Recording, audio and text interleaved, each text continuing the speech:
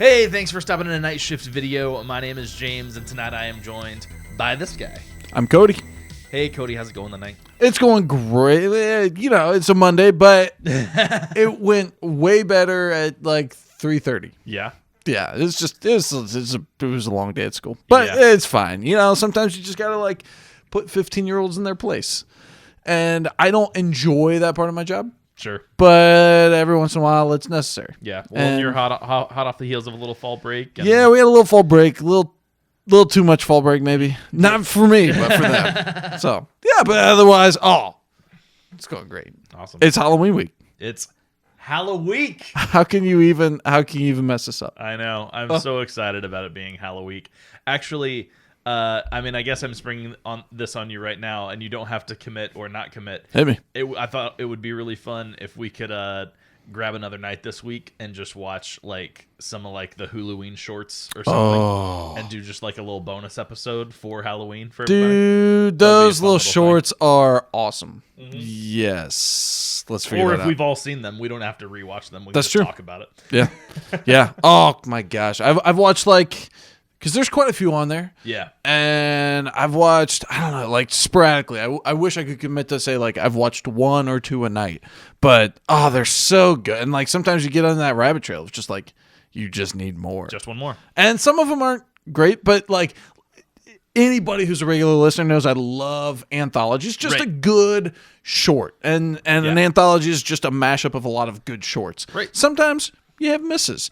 But at the end of the day, it's worth taking the shot, right? Oh, my gosh. Yeah. There's some good shorts. If you haven't checked them out yet, you should do it. Hey, so before I get into my story, you have a little something for us, right? I do. So I'll warn you guys, I'm going to try. It's a very long, there's a lot here. Yeah. And I'm going to try to I want to give you the key highlights, or for some people, lowlights. Right. So this is what I was trying to do. I was trying to look for something that, like, I don't know. I love regional stories. I love stories that like impact me in the Midwest. And I know not all of our listeners are Midwest people, but like, I don't know. There's something in Halloween, what I picture in my mind, not to get into like, if it doesn't look like my Halloween, it's not Halloween, but like I picture like Haddonfield, right? Like I picture small town Midwest.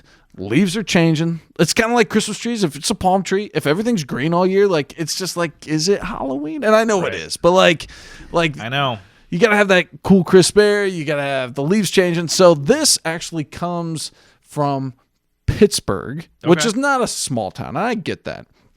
But in 1988, right around Christmas time, actually, there was a severed head. And so I like Christmas time, severed head, not really ringing in the season. Nope. But it's not necessarily the severed head, but I think it's like the aspects of the story. I love a good story, and not that the severed head doesn't give us a good story. I don't know who this person is, and I don't want to just claim their life to a good story, but listen to some of these details. So we got Anthony, I'm going to butcher this name. Of course. That's why I got my notes here. Michael Lewowski. Got it. And this guy was known for kind of like going off the grid, just like being on his own time, being on his own hobbies, if you will. And I put hobbies in air quotes because like they're not my hobbies, but hey, you do you. Known for hanging out kind of like on the prostitution corners. There is a theory whether he himself was a prostitute or whether he just ventured that way regularly. Gotcha. So they found this individual's severed head. No idea who would have. I mean, like, once you go down that rabbit trail, you can probably find a couple people who he wronged. Sure. But other than that, no specific leads. Then across the city, just a few, about 15% of his body uncovered at different parts of the city.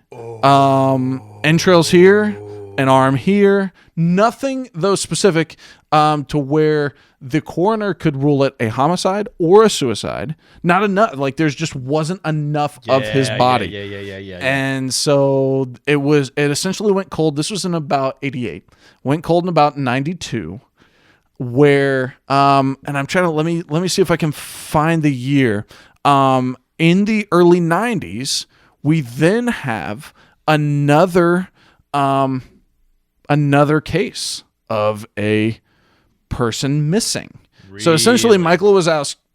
This isn't Not Monsters Mike Inc. Wazowski. This is not Mike Wazowski. Michael Wazowski. So some sanitation workers find his head. They find some other parts of his body.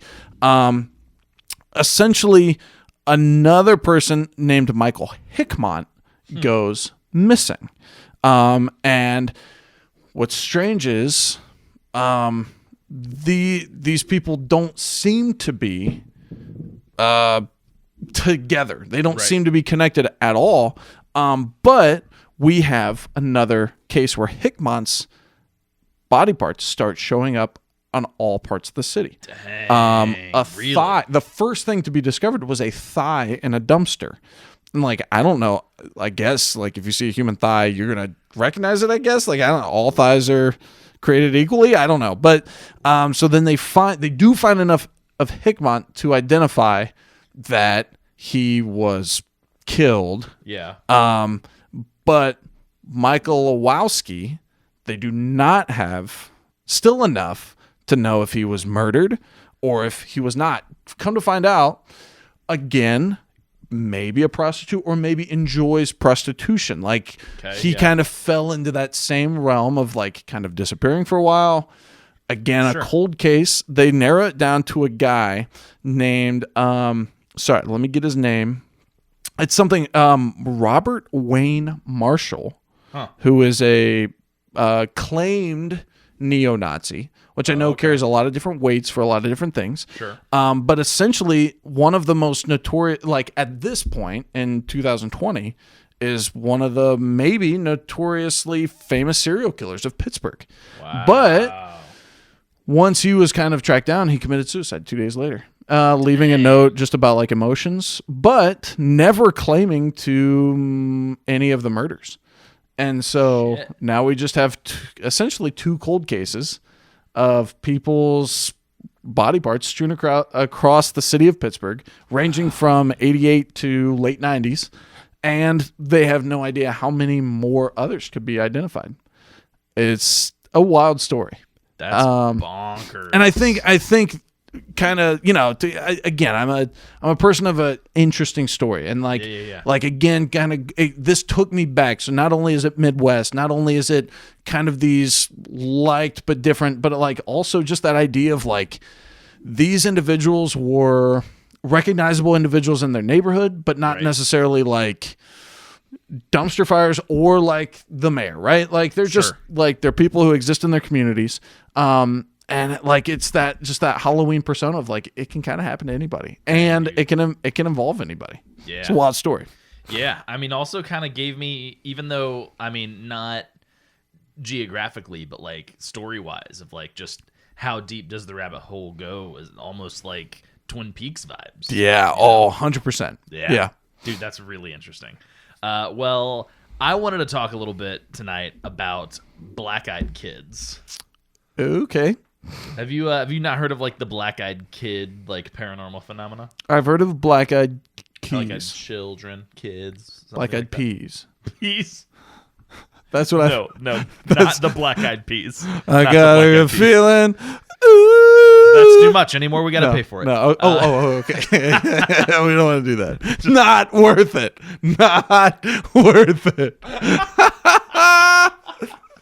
No, black-eyed children. I have not heard of black-eyed children. It is obviously in a lot of theatrics, right? Like I imagine I at least know where the imagery is going. Sure. Of like The Omen, like just like Children of the Corn, pure black eyes. Usually they are seen not very. It really just depends. Sometimes they're seen wearing like clothes from a different period. Okay. This is almost like a Children of the Corn type situation. Other times they're wearing just very normal clothes or very nondescript clothes. A lot of times very pale-faced. Okay. Very empty facial features. So last week, whenever I had Josh on, we talked about Men in Black. Okay. And Men in Black as in not just a like top secret governmental organization, but as like potentially more like fringe Sure. of like aliens in the skies or some kind of paranormal entity that is other than human that is watching us and trying to make contact from time to time to like maybe try to course correct some things here and there. Yeah. And so this sort of falls into the same vein. Okay. And I specifically found an article on Mysterious Universe. Everybody knows that's my absolute favorite place to get spooky news. But I found an article from 2019, which I'll link to in the show notes. But it is a collection of stories about black-eyed kids, all centered around Halloween. Ooh. So the first one here is there was this guy, and he basically it was Halloween. He sees his neighbor, and he's like, "Hey, what's up, man? Like, you gearing up for Halloween tonight?" His neighbor's older, and he's like, "No." And he's like, "What?" He's like, "Yeah, I'm keeping my light off this year." And he's like, "Oh, why such a Debbie Downer on Halloween? Why you like, gotta do that? What's going on?" He's like, "Last year, I had an experience, and after what happened last year, I'm never handing out candy again." And so he goes on to say this. These two boys showed up at his door. He said that they were like early teens, so somewhere between like 13 and 16. They were not wearing costumes. He remembers that they were just wearing like a flannel like checkered shirt, not too different from what you're wearing right now. And it was as soon as he opened the door, he was immediately overcome with uneasiness, and he felt as if opening the door was a huge mistake. These boys just stared at him. He noticed that he couldn't see the whites of their eyes, and it looked like almost that they had dilated pupils because it was just completely black. Yeah. He immediately just assumed Halloween, some weird contact lenses, or drugs. And he kind of goes to hand them some candy, and they just don't really seem interested in the candy bowl. And so he kind of smiles at them and tries to kind of hoping that they will break character because they're doing like the dead eye stare. Yeah. And they're not really breaking character. And so then eventually he says, "Oh, do you want some candy?" And he's one of the younger kids says no. And he goes, "We're lost. We need to come inside and use the phone." Ew. Mm-mm. Nope. And so the older man, he's like, starts kind of closing the door, and he's like, "No, sorry." And then the older kid says, "Can we just wait inside until our parents come get us?" And he's like, "Nope. Good night. This seems dangerous." Shuts the door in the faces, and then goes back inside. He told the guy he was so fucking scared that he thought they were going to break in through one of his windows, or he thought these kids were like drugged out. Yeah. And he's like, these are like They're crazy not going to junkie stop. kids. Like, like the bath salt eat your face kind of people. Yeah. That's where he would thought it was going. And so he gets to the end of the story, and his neighbor, the guy who's really recounting this, he says, "Oh, I mean, that kind of sounds like those black-eyed kids stories," because he just thought the neighbor was kind of like feed it into the Halloween spirit a little bit, and like, "Oh, I'm not handing out trick or treat this one time," the classic old man like telling a ghost story vibe. Yeah. The guy's like, "What is that? Is that like a movie or something? Black-eyed kids? What are you talking about?" And then the guy's just like, "Maybe you should just Google it." And so not an hour later does the old man neighbor come over and start banging on the door, and he's like, "Hey, I Googled black-eyed kids. This is exactly what happened to me. Now I'm even more freaked out because I just thought they were like druggy kids." Yeah. Sometimes ignorance is bliss, even when your ignorance is like bonkers scary. If there is some kind of like supernatural, paranormal, spiritual being of these black-eyed kids, what better time to take advantage of people than Halloween night? 100%. Whenever kids are already going door to door, already wearing costumes, already acting a little strange, if at all, even though it's all in fun. Yeah. Perfect time to take advantage of it, right? Absolutely. So here's another one. This woman answered the door one Halloween night, and there was, again, two at the door. One was a girl. She was about 11 or 12, and there was a boy that was about 8 or 9. And so the girl very politely speaks up and says, "Ma'am, can we please come inside and use your phone to call our mom?" As she spoke, in the pit of my stomach, it was telling me something was wrong. What kid, even at that age, doesn't have a cell phone these days? I couldn't remember the last time that anyone had asked to use my home phone. I said, "Hun, don't you have a phone of your own that you can call your mom?" And that is when things got really weird. Ew. Both kids turned to look at one another as if they were going to say something to one another, but they never spoke. They both turn back to me, and the girl says, "Ma'am, my cell phone battery doesn't have any charge left in it. Can we please come inside and call our mother? We're alone out here, and my brother is scared." Ew. Like freaking Siri. Gross, Ew. right? I have to admit, there were two competing feelings going on inside of me. First, that of a mother's heart that wanted to help these two small children and get them to their mom. The other, a sinking fear in my gut that was keeping the other feeling at bay. It was then that I noticed that during the short conversation, I'd already opened the door a few extra inches, which I was completely unaware of doing. I stopped. "Honey, why don't you give me your mother's number and I can call her myself?" Another pause, and they look again at one another, but not speaking to one another. Ew. After a short moment, they turn back to me, and the girl says, "Ma'am, my little brother needs to use your bathroom. Can we please come inside while you call our mom?" And with that last statement, the little girl moved closer toward the door, like she was just going to walk right in. As she did, she stepped into the light coming from inside the house, and I got my first real good look at her. Solid, jet black eyes. That's all I could see. That motherly instinct was gone and replaced by terror I have never felt in my life. I could feel every hair on my arms and back of my neck standing at attention. I closed the door to where my face was just able to stick out. The little girl stopped and again pleaded, "Please, ma'am, we're really scared and alone out here. We have to come inside. Please help us."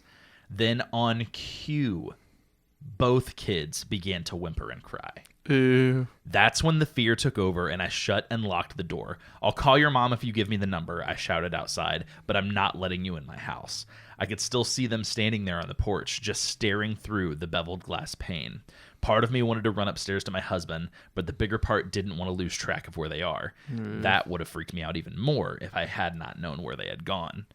After what seemed like forever, but probably only a few seconds, I decided to call my neighbor that lives across the street. As I made my way to the side table by our couch to my phone, I glanced back at the door. It was only then that the kids stepped away from the door and began to walk onto the street. As they did, I walked to the door to get a better look to see where they were going. Still not calling my neighbor. If you get close enough to the glass, you can see out enough to make out people's shapes, but you can't really see much detail. Of course, standing that close to the door would make it pretty obvious to anyone outside looking in that you're looking.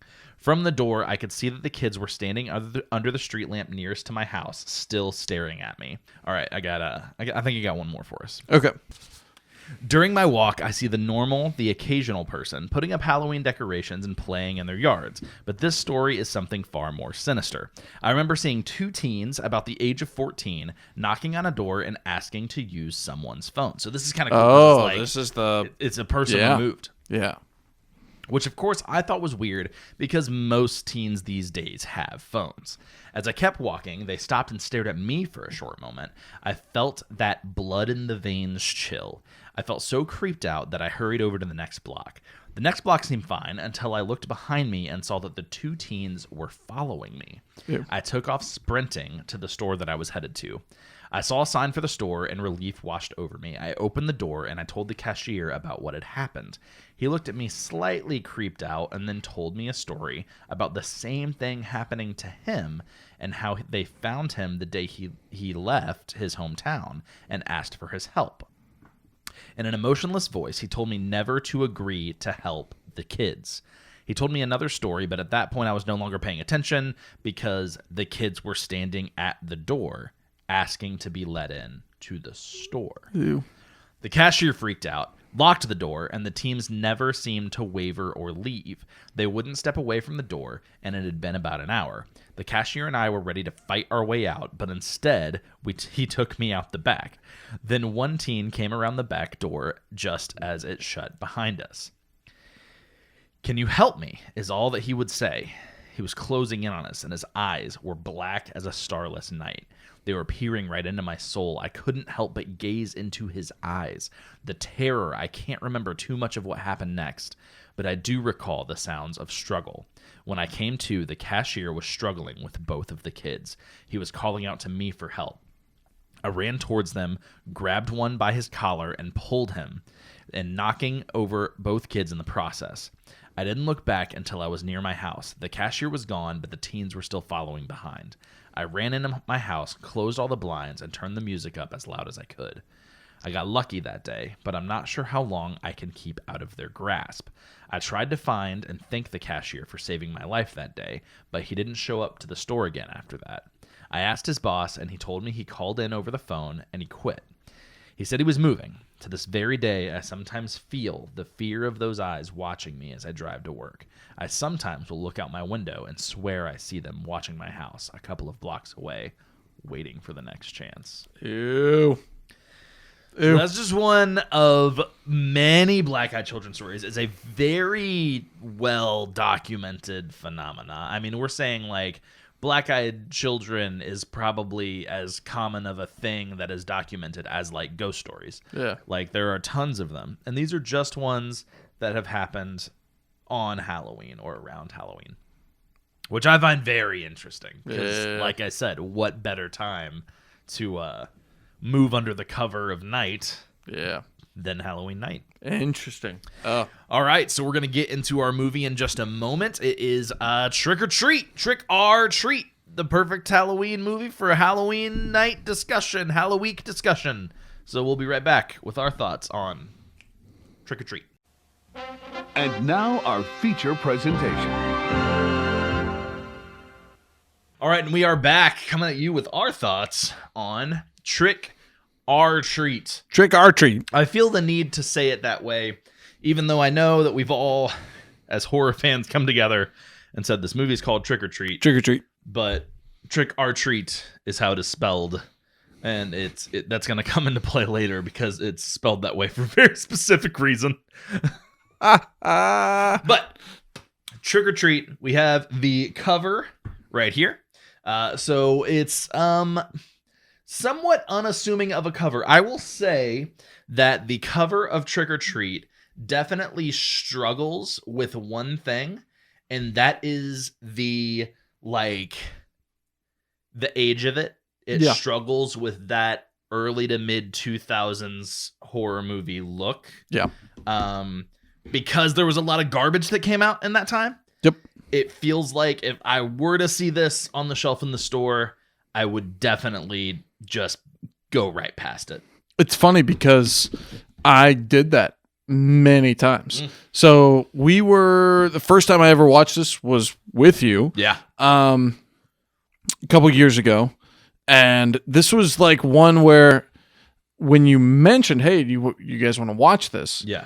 I was like, yeah, I've seen this a million times. I think Walmart $5 bins or I think it came out in 09. So a little late for like Blockbuster maybe. Sure. But maybe it was streaming. It streamed on Netflix for a while, I think, right? Maybe. Like I've seen this cover art for so many times and I passed it over. Yeah. Because it has that grudge feel. Like it just has that like mid 2000s.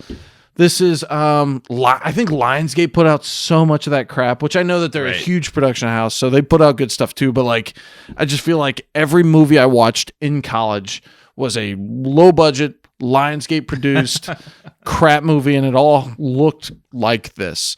I will say that this one does have more recognizable names to it. It does. And when you start digging into the cover, like it is obviously throwing back to 80s covers without doing like the hand-drawn look, but with like the collection of character faces and stuff. Like there are good things about it.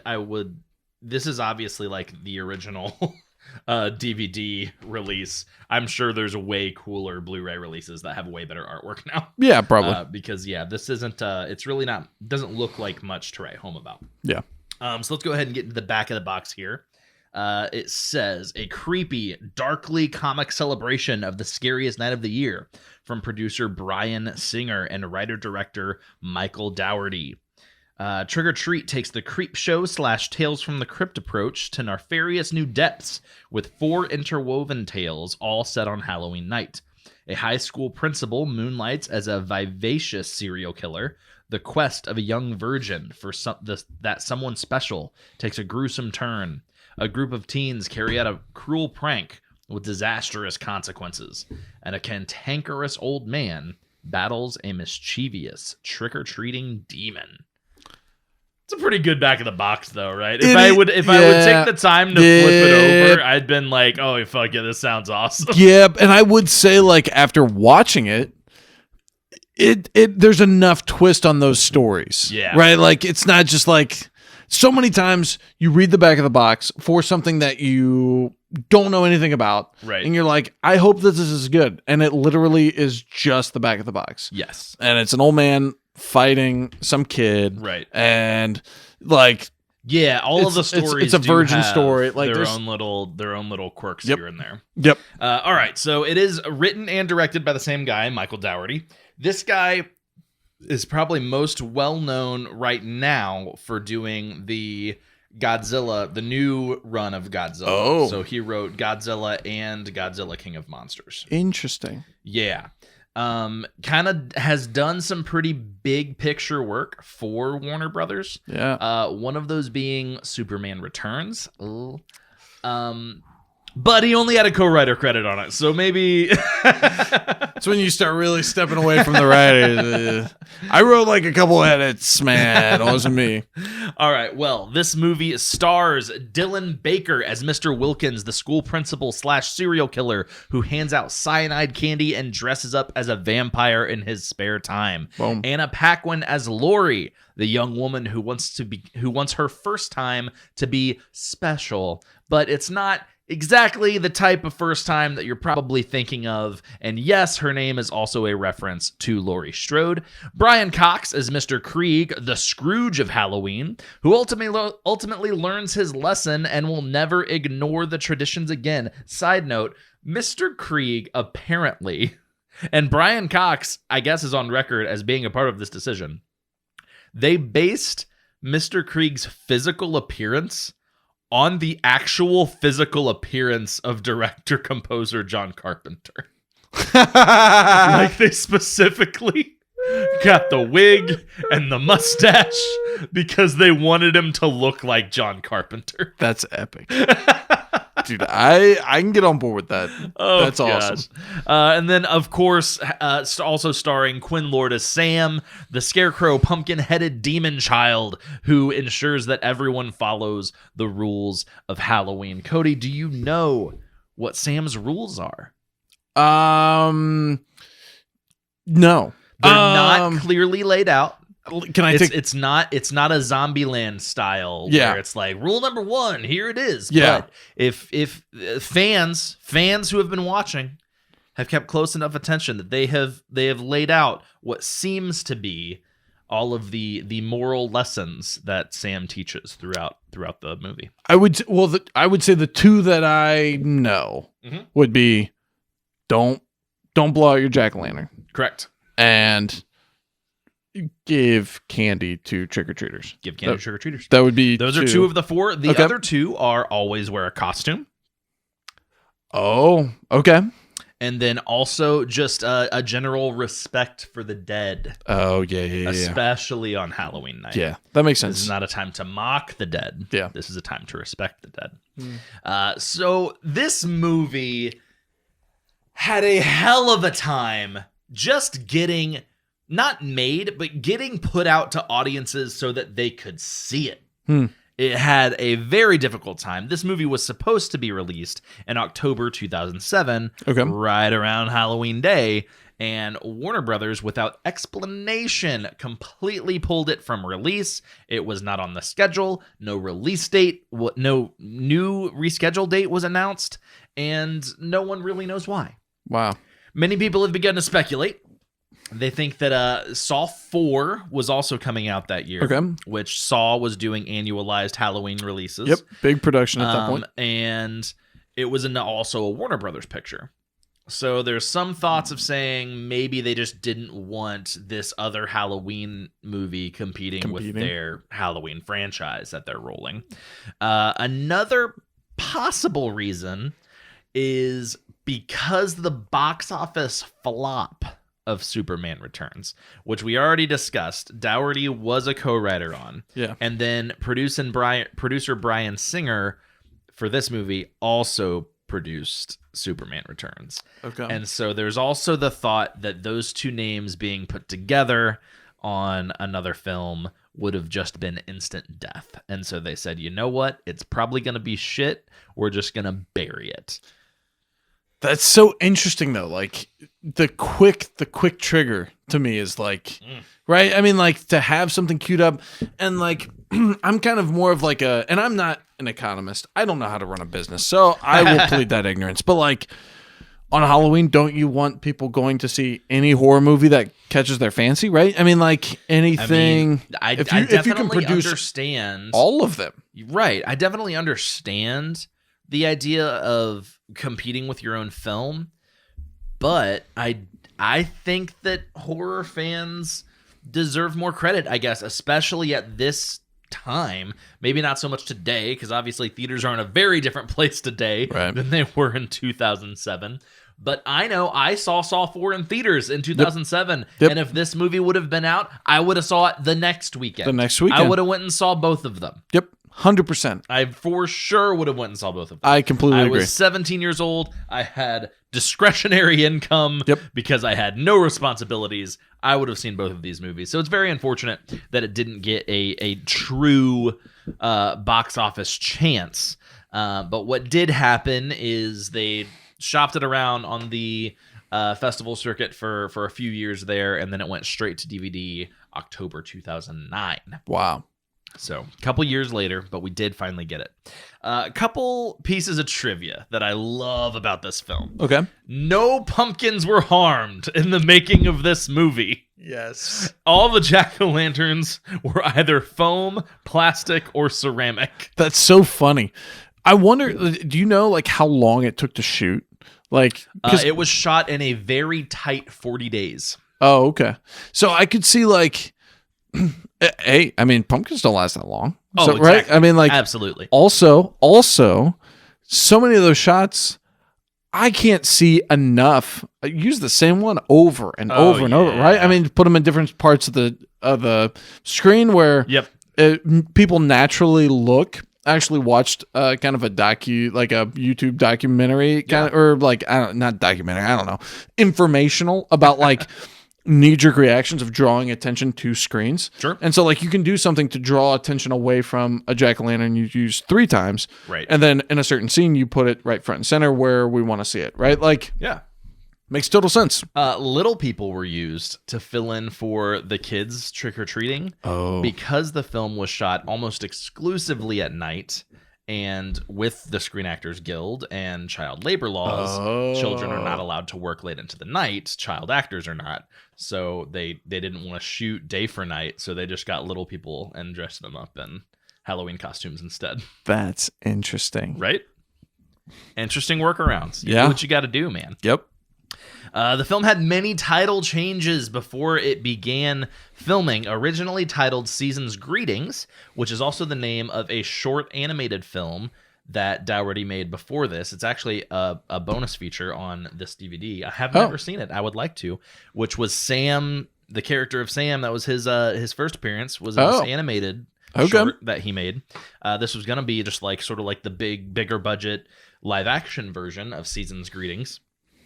Obviously, WB was like, I mean, yeah, we know you're being like funny, but people aren't gonna get it. No. They're gonna expect a Christmas movie, and then they're just gonna get mad at you when it's not a Christmas movie. My mom would have been real confused. Oh yeah, she would have been in there in October for a Christmas movie. And this is the height of Christians Against Harry Potter too. Oh, So yeah. like, could you imagine a Halloween movie that has a title that's kind of pretending to be a Christmas movie? The Christians would have lost their minds. The only thing that could have been worse is if it was a slight pink to red ombre coloring within the theater poster. That's a pretty vague throwback to a couple years ago, but yes, it would have been. Oh, man. It would have been hell. They would have lost their mind. So a few other working titles: Halloween Terrors, Jack-O-Lantern Tales, October the 31st, and Trick or Treat. Interesting. So they wanted to name the movie Trick or Treat. We got to that point. We wanted to name it Trick or Treat. WB finally said you can't do that because there's already a movie called Trick or Treat, and we're not going to greenlight it if you can't come up with a different title. So we said Trick or Treat. That's awesome. Good for them. You know what? Why not? Because I will say, we talk about this every year. Like, there are plenty of horror movies. There are plenty of great horror movies. There are plenty of great horror movies that have absolutely nothing to do with Halloween. And it's like, sometimes you just need something that overtly claims that it's Halloween. You need it. And you need it. This movie needed it. And drives that narrative, this right? This movie is not just a horror movie. This is a Halloween movie. Yeah. This movie is not just a horror anthology that throws back to things like Tales from the Crypt or Chucky or Child's Play. Sorry, the kids. Or even like just things like Creep Show is throwing back to like old horror comics from the 60s. Oh, sure. And this kind of does that thing too. Yeah. But it's not just that. It's doing that specifically about Halloween. Yep. It's almost even more of a Halloween movie than the movie Halloween was. I know. Okay. But Defend to yourself. an extremist degree. This is like Spirit Halloween the store made into a movie. That's true. Yeah, certainly. Whereas when John Carpenter made Halloween, he wanted to make a movie set around Halloween, and there's jack-o'-lanterns and leaves in it, but it's not so much Halloween. Yeah. And that's not what's scary about it. That's not even really the hook of the movie. No. The hook of the movie is more of the tension and the realism of the characters. That's not the hook in this movie whatsoever. No. The hook in this is it's about Halloween, people. Yeah. There's everything about it is Halloween. This movie is a living jack-o'-lantern on film. It's Halloween. That's what I mean by that. Yeah. Okay. But obviously, I'll let it slide. Halloween's always king. I understand. Okay. After all that, this movie heavily features jack-o'-lanterns, choco vomit, finger treats, a hot dog butt fucking a pig, urban legend ghost stories, children with extremely elaborate costumes, razor blade candy bars, sucker stabbing. We have a very high death count in this film. I'm just going to roll through: dismembering, head carving, 3 deaths due to shovel smashing, vampire biting, 8 drownings, 4 jerk children slaughtered by ghost kids, 8 died in what can only be described as a werewolf orgy, and then 1 implied doggy death. I think that is all of them. That maybe. I mean, there may have been more. I think the werewolf orgy, it's unclear. Yeah. There could have been more. Yeah. I counted 8. Did you get... Wait. What was your last one? The last one was the 1 implied doggy death. I guess there is one more that I didn't include. I think there's another implied one. Correct. We don't know. It's certainly implied. Yeah. Far more than doggy death. Yes. Because doggy, we hear him go... Right. That's universal. So, but that was the difference between this movie and a Christmas movie, because everything about Mr. Krieg's story is Scrooge. Yep. 100%. A Christmas Carol. Yeah. Except in something like A Christmas Carol, when we're talking about a holiday like Christmas, we can end with a warm fuzzy ending. Yeah. Halloween, there are no warm fuzzy endings. That's not how it works around here. So even though Scrooge learns his lesson, he still suffers for his misdeeds. Oh, yeah. Oh, and suffer he does. Suffer he does, which would give us 1, 2, 10, 14, dear God, 22, 28, 30 deaths. I have a count of 30 deaths in this goddamn movie. Yep. Sounds about right. which might be the highest of almost any movie we've ever seen.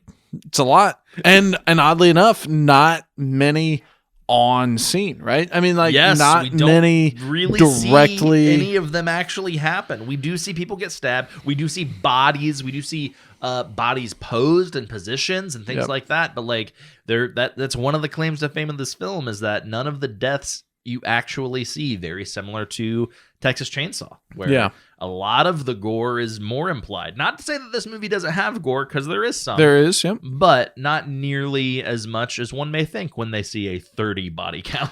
Well, I would say, like, sometimes you watch those movies where it's like a cutaway. It's like, we're going for something, cutaway, and it's like, oh, I'm done with this, right? Like, how many times can Tom Hanks do this in The Burbs? Yes. But in this film, it actually does a really good job of, like, giving you more of that. Where, like, when you tell me that maybe one or two of these deaths is on scene, like, it's mind-blowing. Mind-blowing. Because there are so many deaths. There are so many horror, I don't know, cinematic grabs, right? That, like, it's great. It's fantastic. Yep. All right, so Shifty Awards. I am going to give mine just to writer-director Michael Dougherty. This thing is a cult classic for a reason. I think that it is an excellent film. I think it's excellently executed.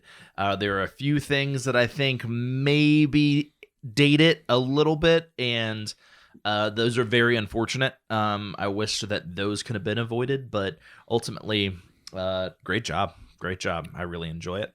I'm going to go ahead and do my score. Oh, great. Okay. So I definitely recommend this movie. It is a check it out from me. Yep. And you know what? This is the probably third time that I've seen it. I'm going to give this a solid 85%. I completely see where you're going with this. So before I give my score, I also want to give a Shifty award. Yeah, sure. My Shifty would be to Sam the Trick-or-Treater. Or I don't know what they refer to him as, right? Yeah. I think this character we've learned from Michael Myers, we've learned from Art the Clown that a character who doesn't speak can still carry a lot of weight on screen, right? Yes. Where you actually all you have to do is just stand correctly and you elicit fear. Sure. And sometimes he elicits some of that kid funniness. And I get, like, it's not always necessarily the character, but it's the idea of him. Where he at the end he is standing under a tree and he's doing this, like, I'm kind of a cute kid, but also I just about wrecked you. And you break this rule. I'm watching you. You break this rule. Yep. I'm coming back in. Right? Like, it's good, but also, like, in the scene at the quarry of, like, the understanding, like the nod of understanding, where God. So powerful, right? Like, you did this. I appreciate it. Yeah. I let you go. It's great. And so I think the idea of his character, not necessarily to any one actor. I know that it was kind of an actor by committee. Yeah. I mean, mostly played by Quinn Lord, who was a child at the time. He did have a 8-year-old stunt double for some things, and then also an adult woman stunt double, which, again, that is maybe another part that didn't age so well. I think especially when you're watching that fight, once you have that information going in, you can see at times where it went from being one size to another size. Yeah. Tackling the but also, like, you imagine, like, this isn't a child, right? Like, this is supposed to be some type of demonic force. That's true. So that's true. Who's to say it can't grow and shrink at will at random times, or just be super strong and powerful? Like, I don't know. Like, I think that they did it well enough. But the idea of this character, I think it stands. I don't know if it necessarily. The character's just fantastic. I don't know if it necessarily we put it on the pedestal of 1, 2, or 3, but, like, it's good, man. It's a great image of a horror movie. Yeah, it's a great character.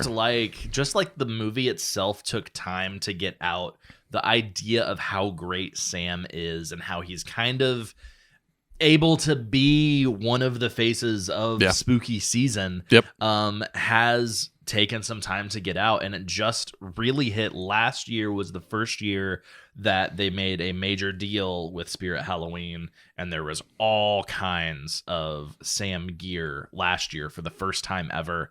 I remember seeing tons of it from our followers on Instagram. Oh yeah. So I know that there's like a candy dish where he's holding a candy dish. There's a full-sized animatronic where he's like swinging on a swing. That's the one I saw, which was terrifying. Yeah, I mean, there's quite a few out there now. They even have licensed Trick or Treat Sam like burlap sack masks. Yep.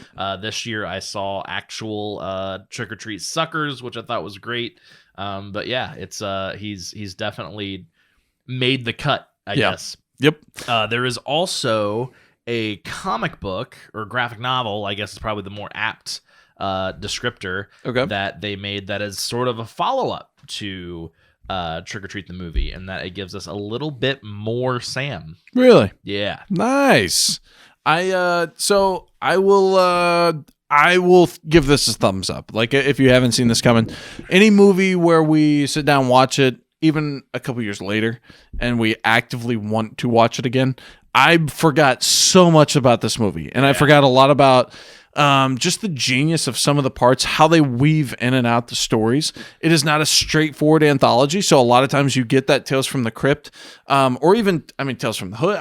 Name an anthology where you get a 20-minute story, you get like a shout back to the original kind of hook, and then you get another 20-minute story, and then you get a shout, and then you're left with 4 stories that kind of tie together, and then the end you have that big tie, right? That's classic anthology, which I love, and this one doesn't do that. Some of the stories are told straightforward, some of them are interwoven together.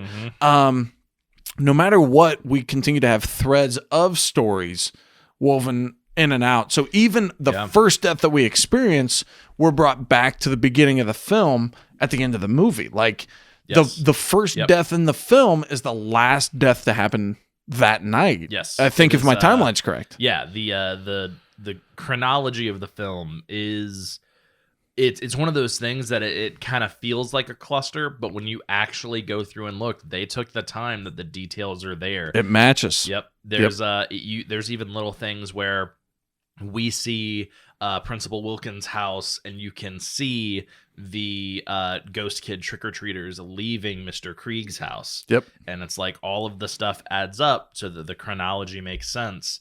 But yeah, we're almost shown it almost in reverse chronological order, but also not quite exactly reverse chronological order.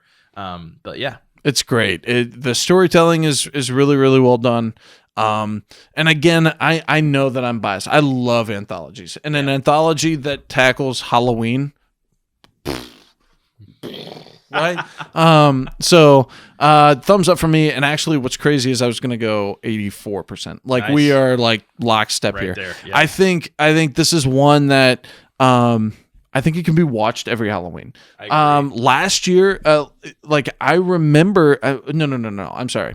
2 years ago, we were sitting around, we were waiting for trick-or-treaters to come, and I put on like Goosebumps. Like I just wanted something that felt like I found a couple episodes. We had already watched Halloween earlier that day. It's just like my wife didn't want to do like a Halloween marathon, but this is something that I certainly could have had on like during that day. Like this is something that I will watch. Maybe not every year. I try to do the 1 year off, 1 year on thing just to keep it fresh. I'm going to watch it for the rest of my life, but it's great. I mean, it's one I think that deserves kind of an every season nod. Yeah, it's one that you should probably own. So even if you only pull it out once a year, you know you have it. You know? Absolutely. I got a question for you. What are your? You don't have to give like a full ranking of all of them, but just like best segments and worst segments in your opinion. Ooh. I would say none of the segments are bad by any means. Nope. But in every anthology there will be ones that you may like more or hit a little bit better. Yep. So. And typically what's interesting about anthologies is typically you have, if you study certain segments, they will kind of give a nod to a specific horror type where you're going to have Lovecraftian, you're going to have slasher, you're going to have some type of like implosion, like character implosion. Like a lot of times they'll try to tackle multiples of those. Yep. And this one, they don't necessarily do that. They try to just kind of stick to the season. I would say I would say the weakest for me is the lycanthrope scene. Yeah. And it's really not. It's actually probably the most. I would argue the most anticipated. So good on them that like we have some reoccurring characters where we don't know what this means as far as like when they're having conversation. We don't know what it means. Yeah. We also have another character who makes a surprise visit in that story. Yes. And so we don't expect that. So there is a heightened tension. So even like when it kind of bombs, in my opinion, like where the bombing happens, and it's part of its age, I think. Yes. There's still a nice little twist to it that keeps it kind of fresh. I would say the best segment, I would say maybe the best segment is the principal segment. Yep. I think they just have a couple good nods. I think the this is my costume kid is good. I think it's just a good character. Hateable. He is so hateable. And I am a teacher and I'm also a father. And so like it takes a lot, and the older I get, the more bothered I am by like child horror. Yeah. But like, yes, I understand that. So like it for me to sit there and be like, yes, let's murder this kid. I'm going to be okay with you hitting this kid with a shovel and burying him in your backyard. Like, and then there's just also some good comedic relief in that session as well. So funny, multiple parts of the comedy of that segment, Warner Brothers tried to cut.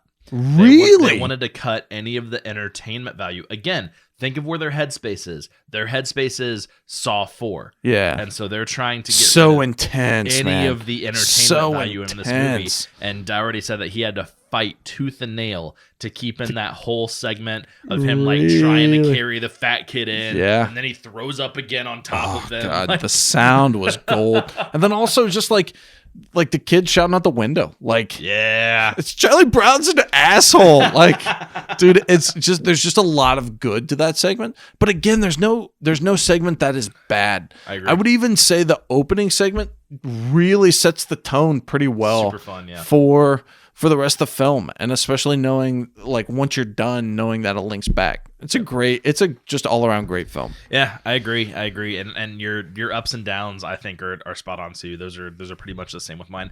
I do really enjoy the school bus massacre with them going down into the rock quarry. Yes, I like that a lot.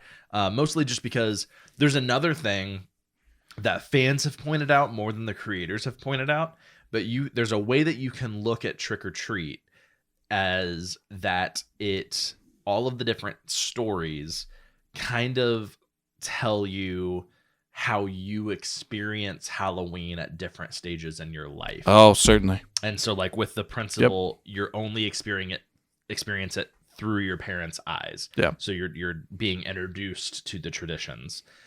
Whenever, the rock quarry segment, it's like that's the kids going trick-or-treating on their own. Like, no parents. Yep. You get to go do your own thing. That's, the height of Halloween, dude, it's, as many would say. Yep. That's the coming of age story of this movie. Yeah. Absolutely. And then you have the werewolves, which is more of that like high school, college age. That's whenever Halloween becomes all about partying and sex for a while. Yep. You have the married couple who they're just like ready to go home and go to bed. They were so close. They were so close to being that, right? Mm-hmm. So close to being out in the woods, having a great time, but not quite. We're now calling we're it a turning night. in early. Yep.